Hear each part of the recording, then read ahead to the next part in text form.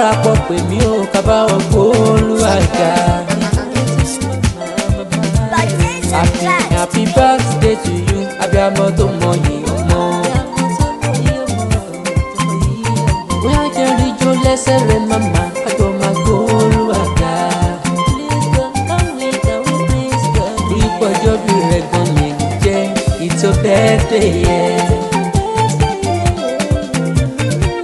Ọlọ́jà yọ̀gàn lè ní jẹ́ ọjọ́ pẹ́ náà. Àyájọ́ ta bó lọ́rìn rẹ̀ ọjọ́ pẹ́ náà. Ó já sọ́kò tó jọ pẹ́ lọ ọjọ́ pẹ́ náà. Bàtí tó máa ṣe ní jẹ́ ọjọ́ pẹ́ náà.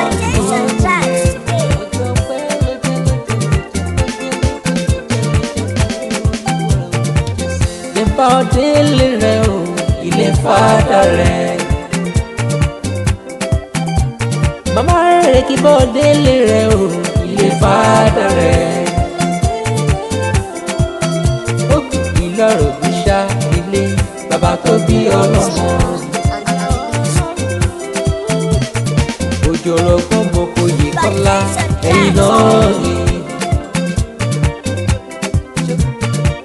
Ọmọ ewúrẹ́ ọ̀rọ̀ gún tí jẹ lẹ́sẹ̀ gbàgede.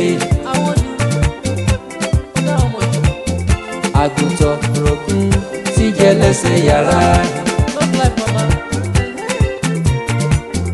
Ọmọ àgbàrá mẹ́ta tó rókè là lọ́jọ́ sí. Ọkọ sọ́rẹ̀ kẹrin, ọkọ sọ́rẹ̀ jìbù, ọkọ tó kú nǹkan sẹ̀kú ládéjọ́gbọ́ ní gbàgbọ́. Ìbẹ̀ pèrè sí lọ́jọ́ sí lẹ́pẹ́ lọ́dún péré.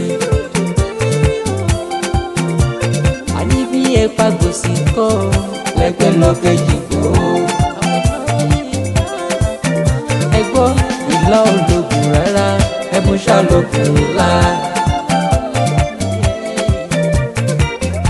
Ìlà ládé wà o ẹ kì í fowó ra dé nílé bàbá tó bí yín lọ́mọ.